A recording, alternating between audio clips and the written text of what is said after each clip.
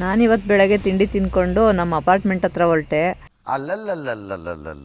ಎಷ್ಟು ಕೆಲಸ ನಡೀತಾ ಇದೆ, ಎಲ್ಲಿ ತನಕ ಬಂದಿದೆ, ಯಾವಾಗ ಮನೆ ಕೊಡ್ಬೋದು ನೋಡೋಣ ಅಂತ ಹೊರಟೆ. ಅಲ್ಲಿ ನೋಡಿದ್ರೆ ಮನೆಗೆ ಬೀಗನೇ ಹಾಕೊಂಡು ಕೀ ಎತ್ಕೊಂಡು ಹೋಗ್ಬಿಟ್ಟಿದ್ರು. ಇನ್ನಿದು ನಮ್ಮ ಪಕ್ಕದ ಅಪಾರ್ಟ್ಮೆಂಟು 2 BHK. ಯಾರಿಗಾದ್ರೂ ಈ ಬಿಲ್ಡಿಂಗಲ್ಲಿ ಒಂದು ಮನೆ ತೊಗೋಬೇಕು ಅನ್ನೋ ಆಸೆ ಇದ್ದರೆ ನೋಡಿ 14 ಲಕ್ಷಕ್ಕೆ ಕೊಡ್ತಾರೆ. ಇನ್ನು ನಮ್ಮ ಫ್ಲೋರಲ್ಲಿ ಎಲ್ಲ ಮನೆಗೂ ನೋಡಿ ಈ ಥರ ನಲ್ಲಿಗಳು ಕೊಳಾಯಿ ಎಲ್ಲ ಹಾಕಿಬಿಟ್ಟು ಪೇಂಟ್ ಎಲ್ಲ ಮಾಡಿ ಲಾಕ್ ಮಾಡ್ಕೊಂಡು ಹೋಗಿದ್ರು. ನಮ್ಮ ಮನೆ ಲಾಕ್ ಮಾಡಿದ್ರೆ ಏನಂತೆ, ಇದು ಪಕ್ಕದ ಒಂದು ಮನೆ ಖಾಲಿ ಬಿಟ್ಟಿದ್ರು, ಹಂಗೆ ಓಪನ್ ಇಟ್ಟಿದ್ರು. ಹಂಗಾಗಿ ಈ ಮನೆನೇ ನೋಡೋಣ ಅಂತೇಳಿ ನೋಡ್ತಾ ಇದ್ದೀವಿ. ಬರೀ ಇಂಥದೆಯಾ. ಇನ್ನು ಇದು ಕಿಚನ್ ಅಂತೂ ತುಂಬ ಚೆನ್ನಾಗಿದೆ. ಫರ್ನಿಚರ್ ಎಲ್ಲ ಮಾಡಿಸಿದ್ರೆ ಸಖತ್ತಾಗಿ ಕಾಣಿಸುತ್ತೆ.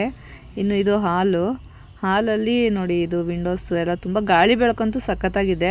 ಆದರೆ ನಮ್ಮನೆ ವಿಂಡೋ ಪ್ರಾಬ್ಲಮ್ ಏನಾಗಿದೆ ಅಂದರೆ ಅದು ಗ್ಲಾಸ್ ಬರುತ್ತಲ್ಲ ವಿಂಡೋದಲ್ಲಿ ಸ್ವಲ್ಪ ಡ್ಯಾಮೇಜ್ ಆಗಿತ್ತು, ಸೀಳ್ಬಿಟ್ಟಿತ್ತು. ಹಂಗಾಗಿ ನಮ್ಮನೆಗೆ ಈ ಥರ ಗ್ರಿಲ್ನ ಫಿಟ್ ಮಾಡಿಲ್ಲ,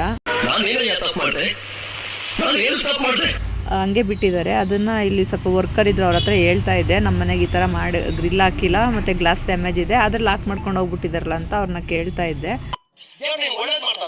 ಅದಕ್ಕೆ ಅವರು ಇಲ್ಲ, ಅದು ಎಲ್ಲ ಮತ್ತೆ ಚೆಕ್ ಮಾಡಿನೇ ಅವ್ರು ನಿಮಗೆ ಕೀನ ಹ್ಯಾಂಡ್ ಓವರ್ ಮಾಡೋದು, ಹಾಗೆ ಕೊಡೋದಿಲ್ಲ ಅಂತ ಹೇಳ್ತಾಯಿದ್ರು. ಸರಿ ಅಂತೇಳಿ ನೋಡಿ ಇದು ಸಪ್ರೇಟ್ ಬರುತ್ತೆ ನೋಡಿ, ಇದು ಸ್ನಾನದ ಮನೆ ಬರುತ್ತೆ, ಬಚ್ಚಲ್ ಮನೆ. ನೀರು ಆನ್ ಮಾಡಿದ್ರೆ ಅಯ್ಯೋ ನೀರೇ ಬರಲಿಲ್ಲ. ಕಿಚನಲ್ಲಿ ಬಂತು, ಆದರೆ ಇಲ್ಲಿ ಬರಲಿಲ್ಲ. ವಾಲೇನೋ ಆಫ್ ಮಾಡಿದ್ರು ಅನಿಸುತ್ತೆ.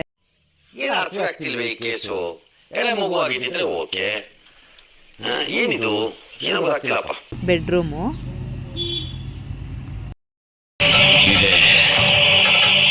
ಇಲ್ಲೊಂದು ಸಮಸ್ಯೆ ಖಂಡಿತ ಇದೆ ನೋಡು. ನಿನ್ನ ಗಂಗಾ ನಾಗವಲ್ಲಿ ಆಗಿರೋದನ್ನ ನೋಡು. ಇದು ಬೆಡ್ರೂಮು. ಬೆಡ್ರೂಮಲ್ಲಿ ಇಷ್ಟು ದೊಡ್ಡದು ವಿಂಡೋ ಇದೆ, ತುಂಬ ಚೆನ್ನಾಗಿದೆ.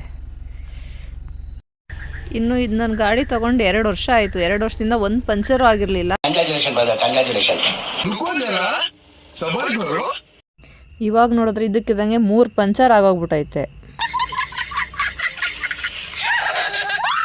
ಇವಾಗ ಪಂಚರ್ ಹಾಕ್ಸದ ಇಲ್ಲ ಹೊಸ ಟೈರ್ ಹಾಕ್ಸದ ಅಂತ ಯೋಚನೆ ಮಾಡಿದೆ. ಪಂಚರ್ ಹಾಕ್ಸೋದಾದ್ರೆ 250 ರೂಪಾಯಿ ಆಗೋಗುತ್ತೆ.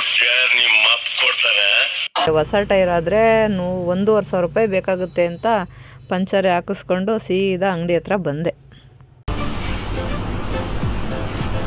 ಅಷ್ಟೇ.